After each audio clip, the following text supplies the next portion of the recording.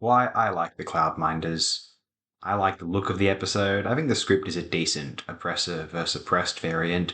I just find it to be thoroughly entertaining in general, with both Shatner and Nimoy giving solid turns. The guest cast at least slightly better than usual, unless I'm forgetting anything in particular.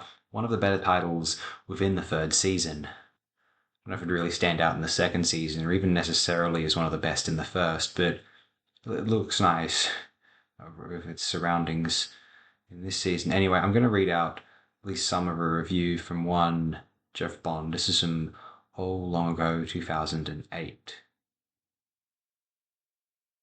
There's this paragraph here. For me, Cloudminders holds together because it effectively suggests so much more than it shows. For one thing, one of the few high-tech members of the Federation whose planets we see in the series, as well as a strong planetary leader and a multi-tiered society, and probably the most imaginative setting of the entire series. The episode also wraps up with one of the best musical cues of the series, an adaptation of Alexander Courage's music simply titled Enterprise in Orbit, Big, in the cue sheets. This is a piece of library music recorded for the series that was first heard in the second season episode Cat's Paw, but only heard in its entirety at the end of the Cloudminders.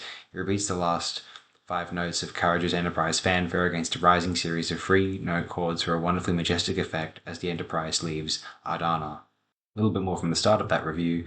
Another entry in Star Trek Struggle for Freedom sweepstakes, the late third season entry The Cloudminders is distinguished by the spectacle of a floating sky city a dozen years before The Empire Strikes Back's Bespin, but about 30 years after a floating city in the Flash Gordon serials, a strong character, actor guest star turn, and 2 of Bill Face's most spectacular costumes.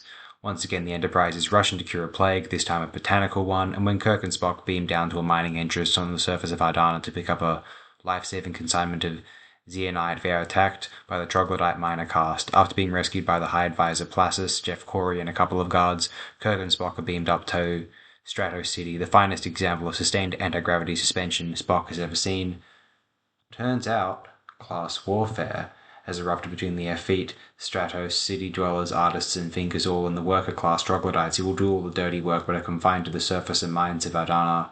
In order to get his zeonite, Kirk's got to get his hands dirty himself, first figuratively by interfering with Placis and his brutal interrogation of one of the troglodyte leaders, Vanna, Charlene Polite, and then literally when Vanna kidnaps him and holds him hostage in the mines. Depending on who you talk to, the Cloudminders went for one of the strongest entries in the third season and one of its worst. Writer David Gerrold was involved in rewriting Margaret Armen's script, and he later pilloried the episode's politics as it settles for merely the beginnings of negotiations between the troglodytes and Stratos City dwellers rather than outright rebellion. In Gerrold's view, it was like ending a story on the Civil War of mere talks about emancipating the slaves.